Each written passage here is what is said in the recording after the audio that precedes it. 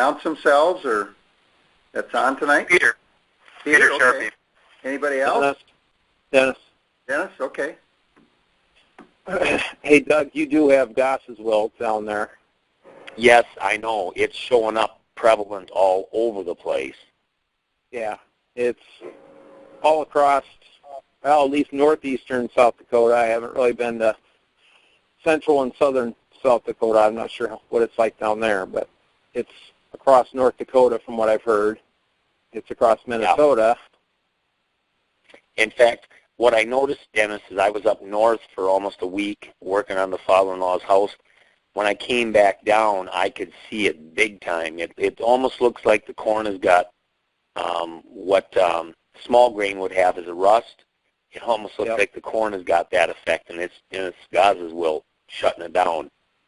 Yeah, it turns a pinkish color. You can really see it when you get inside the canopy, inside the field and look down and just get below the canopy. You can really see the pink color then. All right. Yeah. You see the email I sent to Don Huber today, Dennis, or not? No, I haven't checked email since I asked him a bunch of questions. So. Yeah, I asked him some questions too. That's going to be a hot topic, no doubt about it. Well, how I much? Don't know. Nobody's talking about it, so I don't know if it's going to be a hot topic. Well, see, that's what I was trying to figure out. How much yield is that going to pull off? Because this is showing up, a month before maturity is going to be there. How much is that going to take off the top-end yield? Well, Jerry Hatfield quoted that 10 to 50 bushel will be taken off the corn crop for Goss's wilt. I know that's a large range, but... When did he make that statement, Dennis? It was probably at least a week ago, maybe even 2 weeks ago. It was on Egg Talk. Wow. Or at least the article was on Egg Talk that, where I found it. Or actually Ken Eiringer found it. Well, I was in the cornfield today. I had 5,000 gallons of hog manure with Catawater applied this spring. Uniformity was probably one of the more uniform fields I've seen. I mean, it really looked nice. The ears averaged out. I just did one quick yield check. 16 around, 37 long, 35 population. Looking at about, I gave it on the poor side on the Pioneer yield calculator off the internet. It was about 207. But I'm thinking it'll probably be about 190 because he's got Goss's wilt bad. How dented was it, David? Pretty as dented. Far as maturity? It was dented? Oh, yeah. It was pretty dented. Okay. Well, guys, most of the corn I've looked at is fully dented. Started with the teleconference call. I want to welcome everybody to our monthly manure management teleconference call for September, and we also have one on the agronomic side, which is the third Thursday of every month. And this month in September, we are going to have Larry Acker with us discussing weather and markets this fall. So I think that'll be of interest to a lot of people. And by then, by the time we get the third week of September, we're going to kind of know what the weather pattern is going to be here, and whether we get an early frost or we're going to push through September without a frost. And that's going to be a big indicator of what we're going to deal with this fall as far as dry down and yields. Tonight, I'm Dr. Jim Ladley, president of Profit Pro, and we have David Whitman with us and other what we call manure management or crop management consultants that will make comments this evening, as well as Doug Rollick, who's a professional custom applicator up by the Seaforth area near Redwood Falls. Well, the title tonight is Improving Manure Nutrient Retention and Value at Application Time. So we're going to talk at length about that and a specific technology, Catawater AG. Just to give those that are new with us this evening a little history on the company, we started in 1979, and we really got started in the manure management side in 1985 due to salt issues that we discovered in some of the fields that we were agronomically working on with the customers who were applying raw swine manure and dairy manure. And since then, we've gained a lot of experience in addressing manure issues and also enhancing its value, such as learning how to drop salt levels, retain more nutrient, liquefy the manure, and improve it agronomically, just to name a few things. So one of the things that we do at Profit Pro is we look at gaining a balanced approach in everything we do, and to do that we use a full circle system, and it's about minerals and microbes, and that's really about the discussion that we're going to have tonight also. So when we go out, when we look at an operation, whether it be just a crop operation or a livestock operation, really it's all about soil health. And so when we look at soil health, it's about building your carbon, your organic matter. It's about building biodiversity, getting rid of toxicity, and reaching true nutrient balance that improves nutrient solubility and availability to our plants. And bioaugmentation of manure and the use of Catawater AG supports this process. And we've demonstrated that over and over again the last 20 years. So tonight, I'd just like to make a few comments about what we put on our newsletter that was sent out in September and on our website, which you can go to, which is profitproag.com or manuremaster.com, and you can click on the teleconference information. I put quite a bit of stuff on there tonight, probably more than we're going to cover. But Catawater AG, for those that aren't familiar with it, is really an amazing technology when it comes to enhancing the nutrient content and value of manure. When added to manure at application time, it acts as a natural stimulant, which enables further bioaugmentation of manure and balancing of soils. So Catawater, when added to manure, not only helps with manure bioaugmentation, but also, obviously, year-round in the field when you apply it with the manure. Now, the technology is based entirely on natural extracts that function in synergistic association with the microorganisms, natural elements, and natural processes in the environment to accelerate such functions as plant growth, microbial, mineral uptake, chemical conversions, and decomposition of materials. By stimulating the microbes, the nutrients are cellularly bound, which increases their nutrient retention. And that's very important, because we'll talk about this more later, but with bioaugmentation of manure, it's really a microbial process. And how we retain more nutrients in the manure is that the microbes, the bacteria, take the nutrients into their cell and actually combine it with other materials and bind it up. So it's no longer can be volatilized off as gases from the manure. Now, when we look at the overall benefits combined when we use the Catawater in manure at application time, we mentioned that it enhances the manure's nutritional and microbial activity. When agitated into manure pits, it reduces the emission of gases, especially hydrogen sulfide. And of course, this is very, very important when we're hauling manure, because the hydrogen sulfide, as we have all experienced, can kill animals very quickly. So it actually helps reduce death loss potential or risk. It helps break down manure salts, not only the manure, but also the salts in the manure. In fact, one of the things that really initially attracted me to this technology is when I learned how it can transform high salt soils very rapidly and convert them to a soil that has less salt in it and thus better agronomically. So it also helps balance soil pH, improves aeration, structure, and drainage. And this has been proven over and over again the last 8 years we've been working with the technology.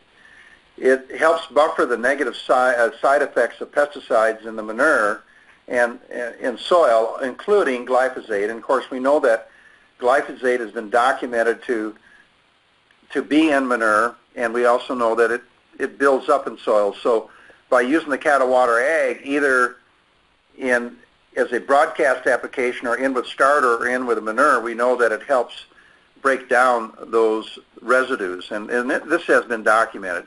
When applied to manure, it triggers an explosion of the beneficial microbes in the soil, when you apply that. So this is kind of the topic of discussion tonight, and what we can learn more from some of the people that we have online tonight and the experiences that they've had. And I guess what I would like to do is ask David Whitman. David is works with us up in the Vesta, Redwood Falls area, west central Minnesota area, and David has had some experience with a number of his clients. He also works very closely with Doug Rollick. But David, tell us a little bit about how you used and applied the Catawater AG with your customers the last several years. Basically, what the clients that I have, a lot of them have used the Catawater AG when they have had bioaugmented hog manure applied onto their fields, and then Doug has applied a couple of clients this past spring, and from there we are seeing much improved crops. They seem to be getting a little better start from the time the seed goes into the ground and coming up. I was just in one field today that had 95 acres of bioaugmented hog manure and the Catawater AG at 3.2 ounces. Uniformity, it was probably one of the better uniform fields I've seen around here this year. The part of the field I was in, I measured the stalks, and they were probably on the average running about 8 to 10 foot high. The ears were very uniform across the rows. He did have some Goss's wilt. Overall, the average was 16 around, 37 kernels, and putting it in, population was about 35,000 on 38-inch rows, with given a downgrade for the negativity of the dryness and a few other things on the Pioneer yield calculator off the internet. We're looking at about 207. With the Goss's wilt, in my mind, we're probably going to be about 185, 190 to 200 on that. The crop, it looked like to me the crop got out and got a good start. We've got another over by Verdi. We're looking at again, bioaugmented hog manure. This was at 3,000 gallons an acre, and when I was over there in July, you could tell the difference from the road in the soybean field where the Catawater had been applied and where it had not. The beans were a good 4 to 6 inches taller with the Catawater, just looked a lot greener, and those are the things that I'm seeing at this time. So you've had very positive results, and of course we'll talk to Doug here in a minute, but I know, what have you observed with the Catawater AG in the pit itself, and how have you applied it with a number of your customers? How do you physically get the Catawater in the manure, and how have you applied it? I'll let Doug, mainly what Doug has done is we've done it by the tank on certain situations, and then we've done it in the pit in different situations. We are working on getting a pump system set up with Doug's operation so that it will meter in the Catawater as the manure is being loaded into each load. And so it will be agitated by the time it gets to the field on that. But have seen some very positive results in the pit when it's added into the pit too. One of the things, David, that we've observed with the use of the Catawater AG, and actually Catawater AG is also an excellent manure digester when used on a continuous basis in the pit and added on a regular basis. We know that it works better if we agitate it a little bit with some type of agitation, and I know, David, you've had some experience with that too. But one of the things that we do know is that it's really deadly on hydrogen sulfide, and so that can be a real issue. And so one of the advantages to adding it to the manure pit, stirring the manure pit, and then adding it and stirring it in based on how many acres you're going to treat out of there, is it does help with the gases, and anything then that's left in that pit will continue to work coming into the next year. So we've seen very positive results from that. Doug, you've had some experience here before you started manure bioaugmentation, you know, you had some issues with manure for as far as salt levels, and the last several years now, you've used the Catawater AG along with the bioaugmentation of manure, and I know how has that worked in your professional manure application? What have you seen, and where do you plan to go with the Catawater AG this coming year? Well, what I've been noticing with my own farm operation and my mom's, everything becomes a lot more uniform. You start addressing some of these here problem issues that most farmers seem to hit somewhat of a brick wall where they can't figure out what's going on in some of their problem areas. And the Catawater AG makes it disappear, like salted out alkali areas. It just totally neutralizes those problem areas in your field, and it'll make your yields in your monitor on the combine become more uniform from one end of the field to the other. You won't see this huge variation of 50 to 100 bushel dips or peaks throughout your field's profile. It'll be more within that 5 to 10 bushel range, for, you know, all the way throughout your whole entire field. Those are some of the things I'm seeing that really get me excited, and then it's easy for me with David to work with the clients that we have and help them see the agronomic benefits, because then all of a sudden they start to pay attention to what's going on, because they realize if you take a vested interest like you do as a company in people, that you're trying to help them with their bottom line. It makes all the difference in the world for them then to start seeing the benefits, because you're passionate about what you do. That carries through. And then they realize you're not there just to do a job or to sell a product. You're there to help them with their bottom line and help them with their enjoyment of their own farm operation. And I think that's probably a big ingredient that's missing in society today. And you as a company do that. And that's one of the things I've picked up on that helps me with my client base, because then they understand, you know, that everything that I'm bringing to them, along with your company and your representatives, makes a big difference in their bottom line of their farm operation. So it just adds to the fun factor. But with the Catawater AG in your program, I know you and David mentioned several times uniformity, and we were up there last week and we did a field day, and you know, your corn looks very healthy, and but the uniformity is really key when you want to have high yields. And so getting a good stand is important, and that's inducive of your soil health and drainage. And I think one of the things, Doug, you've commented on is, since you've been bioaugmenting manure and using the Catawater AG, your fields have really become much more healthy as far as the soil health. You see better drainage. You've seen the alkaline areas go away. And you've just seen your crop respond and the uniformity come in there, haven't you? Yeah, and it was really fun.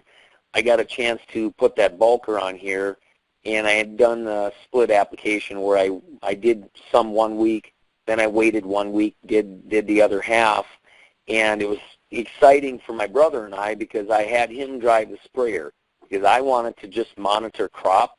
You know, and it's one of the first times I've actually been up in a high boy in probably 10 years where I actually got a chance to physically look at the crop from, you know, a bird's eye vantage point. And it was real neat, because my brother and I noticed things that you wouldn't see otherwise, you know, just walking through a field. And both of us were impressed at how great the crop looked, despite the fact that we've been extremely dry and we had some 95-plus temperatures for an extended period of time. And I think the Catawater AG, the bioaugmented manure, helps buffer my crop, my soil, from some of those adversities, whether it's weather-driven or heat, you know, stress. It just gives it that little extra edge to continue trying to maximize its ear production. And what my neighbors noticed when we had that field day, Joel and Brandon Earlbeck, they were out walking in the neighbors, and across the road it's Dennis Gitter.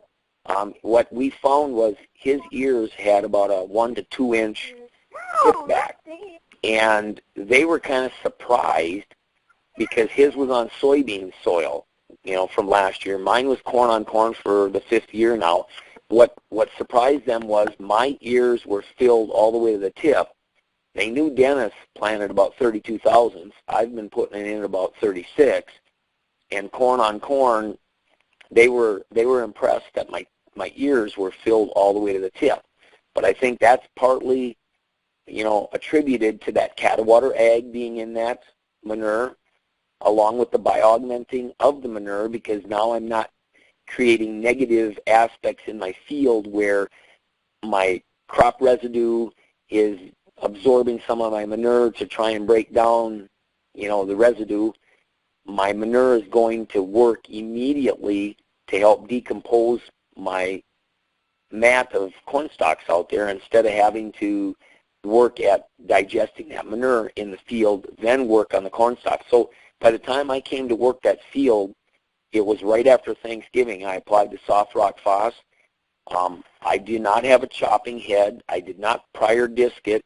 I just injected the manure about the 3rd week in September. Then we came out with a disc ripper in the Thanksgiving weekend, and that's the only pass that it had. And when we came to work it this spring, I really wanted to work it twice with the digger, but my brothers kind of wanted to push the planting window, so we only worked it once, and that was sufficient. That's all we did with it. So it didn't require a lot of babysitting or, a number of passes across the field to try and get that residue broke down. What was interesting to me when we were in that field last week, Doug, was that for being corn on corn, there was no residue there. I mean, we're pretty well decomposed and gone. And and that has been corn on corn for a number of years, hasn't it? Yep, 5 years. In fact, a lot of my neighbors couldn't figure that out either because they knew I didn't do anything special with the tillage portion of it. And for them to do the same thing that I did, they could have never, got through it with a digger this spring, and they would have had all kinds of stubble still sitting there waiting to be digested, where there was basically nothing left out there. And that's the way it should be, but a lot of farmers have become so ingrained in the last 10 years that the residue just don't break down. Well, there's a reason it don't break down, and they haven't quite figured that scenario out, where you as a company have got that program so well planned and understand what's going on and why it's not breaking down, and have got a big jump start on it. And I know David Whitman and I have talked about that you're like light years ahead of the industry. And so when things finally crash for the GMO side of it, at least we're going to be about 10 steps ahead of everybody else. But there's no doubt about it, it's all a microbial process, and we said in the beginning tonight that if you want to really have health and true balance, you've got to do it with microbes and minerals. And what comes first? Well, really, it's hard to say, but I think really the microbes do, because the microbes are one that retain and cycle nutrients. They build, they tear down, and the minerals then are part of that cycling process. So very, very important when we start looking at performance, productivity, and reducing input cost. Now, Dennis, you had some experience also with a number of clients, one specifically out in South Dakota that works with bioaugmenting manure, but in this case, they're not applying the Catawater AG to the manure, but they're applying it to their starter. But they've seen tremendous results. You want to share with us a little bit of that, of the background of that particular situation? Yeah, it's a Hutter Egg colony in Miller, South Dakota, central South Dakota, and they farm about 9,000 acres of corn and winter wheat, spring wheat, soybeans, and sunflowers. So it's a pretty big operation. They've got a a lot of hogs, so they have 3 lagoons. They've set it up to create the bioaugmented manure and create what we call NPF, which they have a primary lagoon, then they have two smaller lagoons, and basically they'll set aside some of that manure and let it kind of brew, if you will, and we'll keep treating it until it breaks down, and the EC, the salt content, will get below 6, and then we'll use that as our starter material, as our foliar material, and we'll put it in with our sprays and stuff like that too. So, but that's all part of the whole program. But where they're using the Catawater is they're putting it in the starter. They do have the ability to put it in the starter for even wheat too. They've got the drill set up to put it in with the seed. So they do it with soybeans and corn and wheat. Sunflowers, I think he's got it set up to put it on the sunflowers as well. But the main thing that we're seeing, to give you a little background on Miller, there's very little rain in Miller, period. And in July and August and September, it usually doesn't rain at all. And so they're in a no-till environment. They pretty much have to be. And they're happy if they can get 100 bushel corn. And they have been getting 100 bushel corn here lately. But what we've done is we've changed that soil structure from being angular and blocky to aggregated, where it just crumbles when you pick it up. Even when it's bone dry, that soil will crumble. And there's still moisture in that soil. Where you go to the neighbors, you can't get the shovel in the ground. The crop is really struggling. But the Catawater's all been part of that program to really get that biology going. And once you get the biology going, good things happen. What we've seen on the yield side, corn, I think it was 2 years ago, we saw yields from anywhere from 19 bushel up to 23, 24 bushel type of thing, yield increase just with Catawater.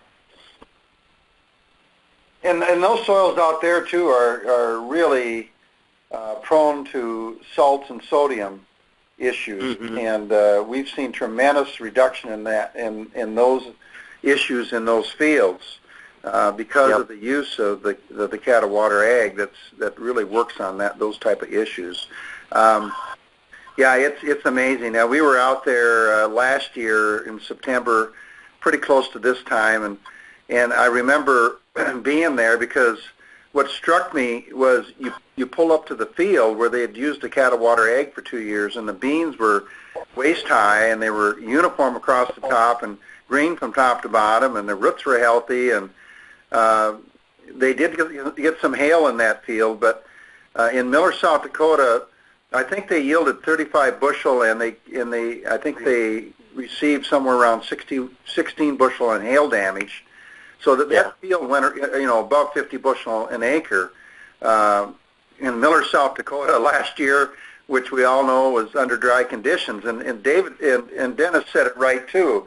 When you get these soils and you drop salt levels and you get them microbially active and start balancing the nutrients, it seems like moisture is less of an issue, and the crops tend to come through some dry conditions better. And that's been very obvious out there, but very, very. Well, your bacteria is 70% water, so the more bacteria you have, the more moisture you're going to have for that crop. And I saw it yesterday too in northeast South Dakota at Nixon's. They've been using Catawater for the last couple of years too, and they're bone dry. They've had 0.6 of an inch of rain in the month of August and nothing in September, and I think they had a 10th. That's right. They had a 10th in September. But there's still moisture in those soils. I mean, and the crop is hanging in there. It looks pretty good. We had a couple yield checks that went as high as 250. Now, granted, I know it's not going to yield that, but still, if we can get 200 bushel in a darn dry year, that's pretty good. And that's a very not too bad stressful for year northeast South Dakota. Right, and very stressed at the beginning of the season too, because they had way too much rain. So,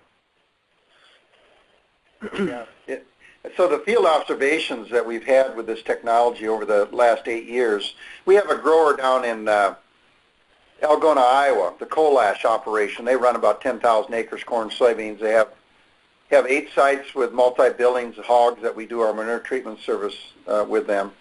And Charlie has used the Catawater AG, as I mentioned, for about 8 years now, and he would not farm without it.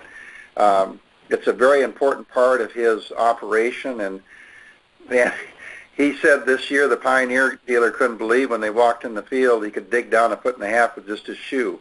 That's how loose and mellow his soils are. He had some standability issues on one hybrid, and so he called in one of the seedmen, and the seedman come in and told him, well, the problem why your corn's falling off is your soils are too loose. You need to compact them a little bit. And he said, well, that one didn't go over real well with me. So really good experiences. Now let's talk a little bit, and in the newsletter that we sent out, it outlines how you use the use rate. David mentioned is 3.2 ounces per acre, and so what you do is you can put it directly inject it into the tank, or inject it in the drag line. Is one option, are the two options depending on how you're applying your manure, and you just figure, for every tank load that you're going to put out, if you're putting on X acres, then you put in, appropriate amount of Catawater AG into that tank, preferably right at the beginning of application time. And we are working on a automatic injector that we can use for both tanks and drag lines. But that you can also, the other option that you can use is you can agitate your pit or lagoon and then add in the appropriate amount, distribute it as good as you can in that pit or lagoon, and then re-agitate it. And of course, the amount you put in there is based on how many acres you're going to treat with that quantity of manure. That method is okay, but I really in pits I feel fairly comfortable with that. Lagoons that are big, I wouldn't feel real comfortable with that methodology. I'd like to see it injected into the drag line and or right in the tank itself. NServe has an injector system. If you had one of those, you could use that system. And as I mentioned, we're working on developing a system also. The cost of the technology is $15 an acre, but with the early order discount we have this fall, you'll be in that 8% discount range, so you can get some off on that. One of the things that I wanted to talk about just a little bit too is microbes and nutrient cycling.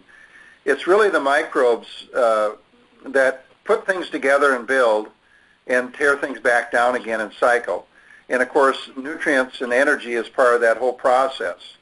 And by stimulating the microbes in the manure through bioaugmentation and or with the Catawater at application time and in the soil, what happens is these microbes in the manure basically reduce the loss of volatile gases by incorporating those elements, those nutrients into their cellular bodies. And generally in a bacteria, that's in the ratio of 5 to 1, and 5 carbons to 1 nitrogen, 1 phosphorus, 1 potassium. And so by tying that up, then that nutrient is more stable and then reaches the soil and is in a form that the plant can access and be available. The other thing, we talked about the salt levels, and salt can be a real issue, and salt in soils really comes from the native inherent makeup of a soil. Moisture conditions and evaporation are things that lead to surface salts in some areas like South and North Dakota, Montana. But high salt fertilizers like potassium chloride also can be an issue, or raw manure. And we've experienced with some operations like dairies where they were putting on 800 pounds of salt per acre annually, and that's a toxic level.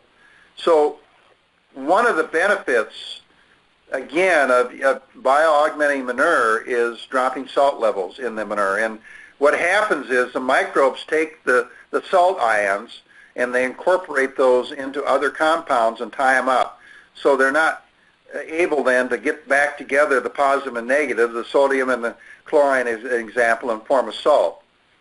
And of course, high salt soils can be very detrimental to crop growth. And Doug, maybe you can share with us a little bit your experience with salt and manure. Before you started bioaugmenting manure, I know you had some experience with some salt issues, right? Yeah, big time. With putting on manure on my dad's ground since '96, he could raise 50 bushel beans back in the early '80s. Well, he got down to 32 bushel. And all the seed companies, the chemical companies, our local co-ops, they all said, well, you got cyst nematode, you got phytophthora, you got alkali. There was all kinds of pythium, different diseases impacting and creating all this problem. Well, what it really amounted to, and you're the one that pointed it out to me, was it's the salt coming from the raw manure that was creating the bigger problem, because it was accentuating those alkali areas that were already there. Once we started bioaugmenting the manure, it completely cleaned up all of my dad's alkali areas. He has 0 alkali areas now. There is no places in the field on the 300 acres that show up any alkali with the soybeans. And what I'm finding is, because of the bioaugmented manure now going on to all my clients' fields, they're experiencing the exact same thing.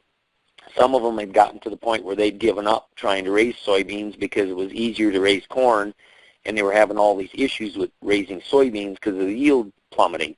Well, now they're experiencing a resurgence in their soybean yields too.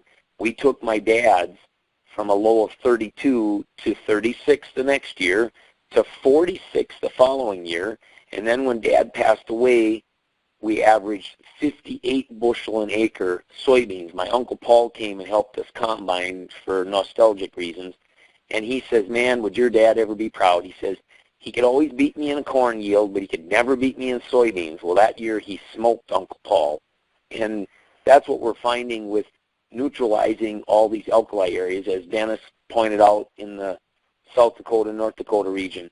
You can eliminate those salt areas 100% by doing some of the things that you've talked about with the Catawater AG, using the bioaugmented manure.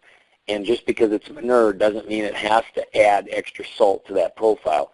There's things you can do to completely clean those areas up and take those kind of anemic acres and turn them into total profit acres. Well, thank you, Doug, for those comments. So really the solution to salts is bioaugmenting the manure and the Catawater AG. And we have another technology called biorelease that you can use in the spring with a starter, which will also neutralize salts, which will help. So there's a number of things you can do to address salt issues. I want to just in some closing comments here, talk a little bit about manure treatment technology. And Peter, when we look at ways that we can bioaugment manure, there's a number of tools that we got in our arsenal here in Profit Pro. The first one, that we don't normally think is maybe a bioaugmentation technology, and that's a probiotic feed additive. So how do probiotic feed additives help us with manure bioaugmentation and dropping salt levels? Feeding a probiotic is an excellent idea for multiple reasons. And when we're looking at the manure, what you're going to do is you're going to load the GI tract up with good bacteria, and they're going to break down their feed more thoroughly. They're going to be they're going to digest more of it, be more efficient. And so first you're going to reduce the amount of manure you're putting into your pit or your lagoon, just for sheer efficiency's sake. The next thing is that manure will already go into the pit biologically active. The bacteria that you're feeding, they're going to proliferate in the gut, and some of them will be crapped out with the manure, and they'll continue to break it down in the pit or the lagoon. And so that really is a good way to approach it if you control your feeding operation with your livestock. And would this be true of pigs and dairy and beef? The same thing? Oh, absolutely. Any type of animal you're working with, if you can get the GI tract going with good bacteria, it's an excellent step to improving the health of that animal. 70% of the immune system is in the digestive tract, and most of it is going to be bacterial. And through competitive exclusion, by loading that digestive tract up with good bacteria, the bad bacteria don't have a place to attach to the cell or to the intestinal wall. They can't proliferate. They can't cause infection. The animal's much healthier. Its immune system is able to work in other areas of the body, in the respiratory, in the blood. And you have a lot healthier animal because the immune system isn't stressed in the gut. It's able to take care of the rest of the body. You know, that's so true. And of course, the swine side, we have both for swine and dairy, but on the swine side, we have the healthy hog, and for $6.25 a ton, which is a really good deal, you can treat a ton of feed with just an excellent probiotic. Now, Peter, also in our arsenal for manure treatment, we have the Microbial Manure Master technology. Tell us a little bit about that. Well, Jim, there's a lot of products on the market out there that are used that claim the same thing we do, that can liquefy pits, that they're biologically driven products. But what sets our product aside from all those others is that we include 17 strains of bacteria. If you look at the packages on most others, you're going to see 1, 2, maybe 3, maybe 5 if you found a fairly decent one. We have 17. These bugs have been specifically selected to break down manure, and they're very good at it. We have the purple non-sulfur bugs, which are extremely aggressive towards it. The other thing that sets our product apart is they're live active bugs. We don't preserve them. We don't freeze dry them. They're live. They're active. They're ready to grow. We brew them up in our warehouse. So when you get them out to your farm and you put them in your pit, they take off like a rocket and just start chewing everything up. And, you know, we have a dry concentrate also, but another product that we had, in fact, I had a customer call in today. About 3 weeks ago, I sent this lady our Manure Master foam away. She had some foaming in a nursery, and she called back today and she says, I need more. I've got to do some finishers now. And I said, how did it work? She says, it worked great. And so foam away, if you got foam, which can be a problem this time of year, is our pits get full and we're waiting to haul it. That's an excellent product also. Now, we talked about the technology, and of course there's two ways you can use it. One is you can self-treat. But Peter, we have a manure treatment service also available to people. How does that work? The manure treatment service is an excellent route to go because then it's a Profit Pro rep responsible for your pit or your lagoon. One of our reps will come out 3 times a year. They will be in contact with you every month. We'll treat it heavy. If there is a problem, say we treat it in the early spring, we treat it midsummer, and we treat it late fall after pump out. But if you say you've got a pit middle of winter and you got some crusting, one of our guys will be out there to treat it again, to get more bugs in there, to get it going. The route is just a far better method. With some of these beef lagoons and dairy lagoons, and there's more of these confinement beef operations going up. And, you know, dairy and beef manure is pretty tough because of all the fiber. And what has been your experience with this technology and the service with these beef operations? You're absolutely right, Jim. A lot more guys are going to switch to feeding steers over. They've kind of figured out the issues with the feet. They've done some work with rubber mats and the width of the slats, and we're going to see a lot more of those going forward just to save space. The big issue with those is pumping them out. If you're not treating, they don't pump worth a darn. I've talked to growers who, before I started working with them, they'd pull out a tanker load of manure, they'd add a tanker of water. For every tank that went out, a tank went in. Talked to other growers who would have to let it sit and agitate for an hour, 2 hours, 3 hours before they could pump anything out. After I treated them for 6 months to a year, they dropped that agitator in, started going, they dropped the pump in, and they just went. They kept pumping until it was down. They said it went down completely uniform throughout the whole pit. They were shocked. I was shocked. Well, yeah, and of course those are the 6 stories we like to hear, and I would say overall on a manure treatment service, retention is in the high 90s, isn't it? Easily. The only reason I've lost clients is they decided to try something different. I expect to hear from them shortly. Actually, we've had guys come back that went off the route and said they're going to try something else while the other thing didn't quite work so well. But for the most part, the only other reason I've heard is, well, it worked, but we didn't like all the manure and suspension, so we quit. I don't really know what that dairy farm was thinking, but it's what they went with. All right. Well, you know, the old adage, you can please some of the people some of the time, but not all the people all the time. That's right. Dennis, we got a few minutes left here. We were talking earlier this evening. We're seeing, again, goswilt really pop its ugly head out here this year across the Midwest. Can you share with us, and maybe, David, you want to chime in here a little bit, but what are we seeing with Goss's wilt, and what does it mean to us as a grower?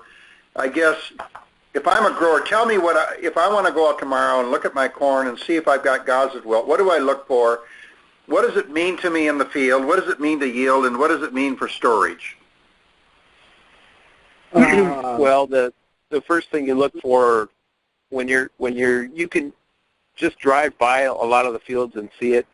Sometimes it's on the outer edge, sometimes it's within the middle of the field, but if you look at the bottom part of the canopy, look at the lower leaves, and you look for kind of a pinkish color, that's Goss's wilt. But to confirm it, you have to take and hold that leaf up to the sun and look for black specks, black freckles, and that completely confirms that it's Goss's wilt. But that pink color is what's confirms it for sure as well, and we've been seeing it North and South Dakota and western Minnesota for this has been the third year or the fourth year in a row. What it means to the grower is the last several years that it has shown up, it showed up late enough in the season that the plant was already pretty much dying down and it didn't hurt yield.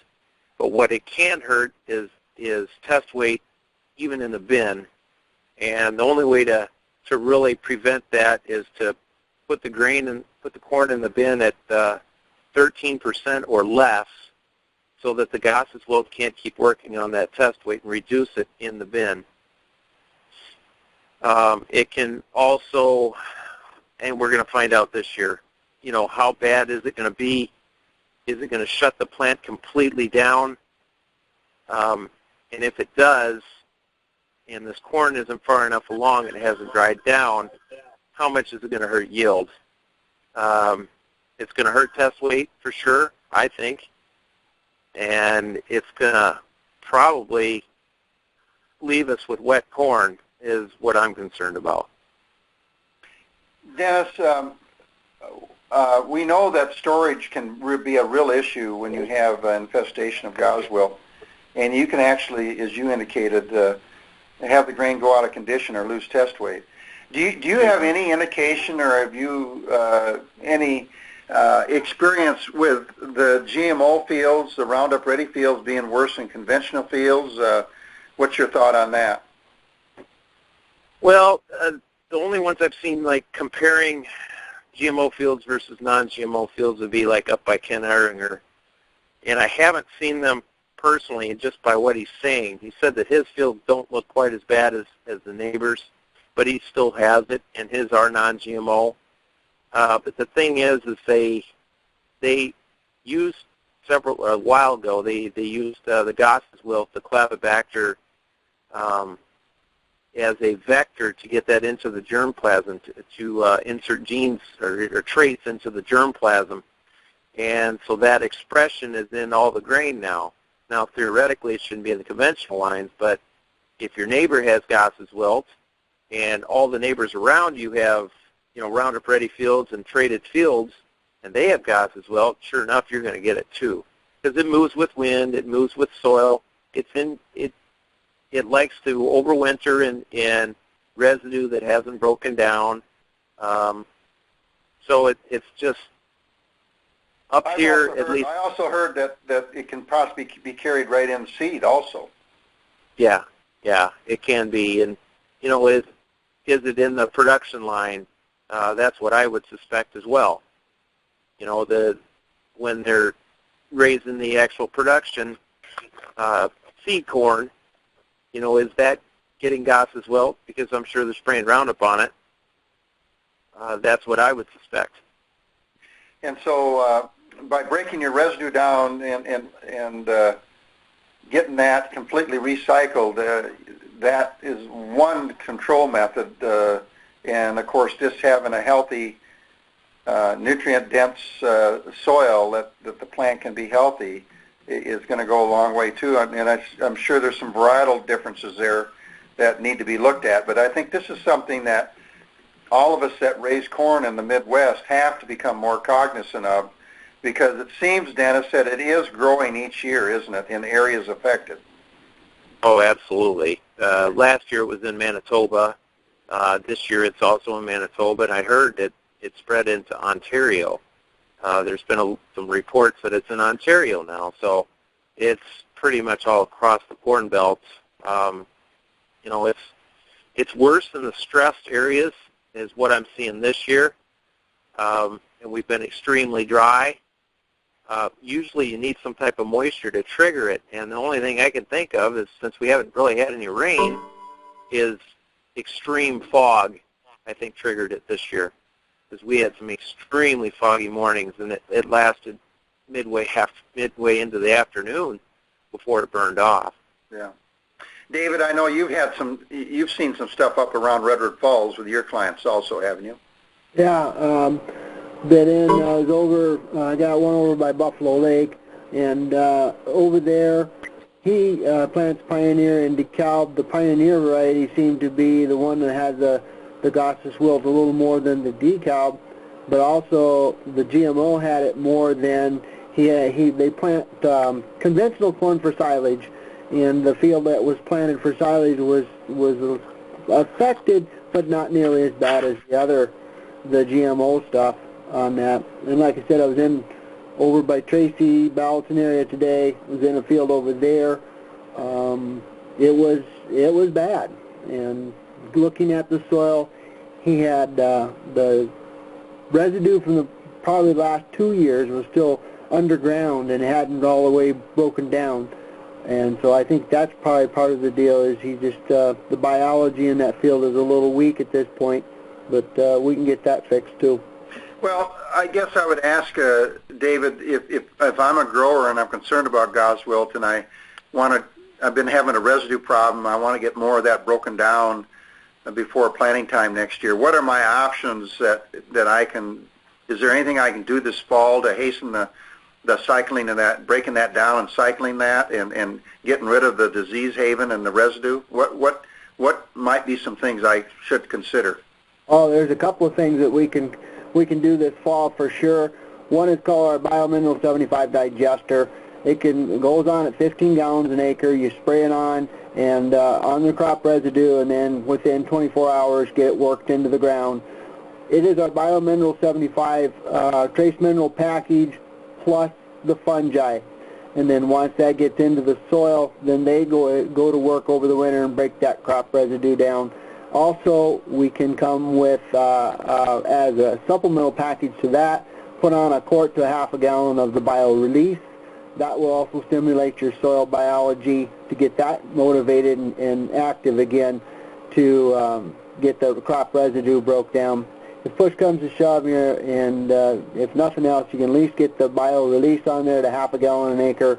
That will help stimulate the soil biology that you do have and get that started back to working the way it should be, getting the crop residue broke down on that. Along with that, I would probably recommend looking at getting a soil test done, see where your trace levels are, but we probably need to be adding some elemental sulfur in there just to get things headed back in the right direction. We're way short on sulfur in our soils right now. Okay, well, David, that's good advice.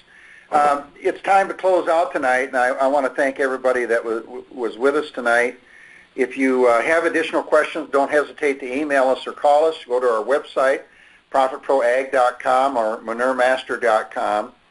And one of the things that that we do have is the Manure Master Program, which is a three-step program of bioaugmenting manure. Step 1, 2, use the Catawater AG at application, and 3, using the bio-release at planting time. And this is just an excellent program that will reap you great rewards and give you lower input cost as well as better returns. The other thing is we do have our Crop Advantage Plus program that you can ask more about. It's a dynamic program. It gives you a plan of action without doubt. And we can really put a plan together that will fine-tune your any crop that you want to grow. And of course, we want to encourage you to use Catawater AG this fall with your manure application. And again, we're here to support you to get that done. We do have an early order program also that you can take advantage of. And I guess with that, I just would say to everybody, just have a little faith. These things do work if used properly. It's a strategy. There's no silver bullet. But if you have the mind and end of what you're trying to achieve and apply the right technologies in the right way, it will take you a long way. So with that, I want to thank everybody for being with us tonight, and God bless each one of you.